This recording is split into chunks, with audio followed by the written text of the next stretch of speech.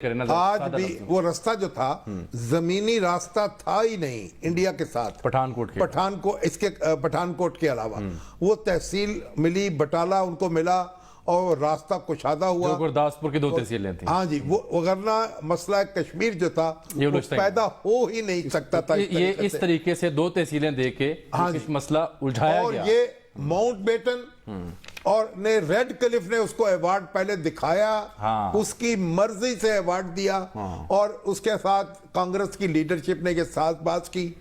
ये कश्मीर जो है यहां से पैदा होता है, गोया उसका जो खून है ना वो उन लोगों, उस बरतानिया जो है आज यहाँ इतना बड़ा जुलूस निकला है, वो खून उसकी गर्दन पर भी है। यानी सही जगह पर तारीखी मुजाहरा इस वक्त भी किया जा रहा है। और एक बात और दूसरी बात ये कि सरजफुल्ला की बात हुई, अब सरजफुल्ला ने यहां मुकदमा लड़ा और फिर उसके बाद वो वजीर खारजा के तौर पर उन्होंने अक़वाम मुत्तहिदा में मुकदमा लड़ा और जो कश्मीर का शोरा आफाक रेजोल्यूशन है वो उनकी मसाई से ये मुमकिन हुआ। कितने घंटे तकरीर की?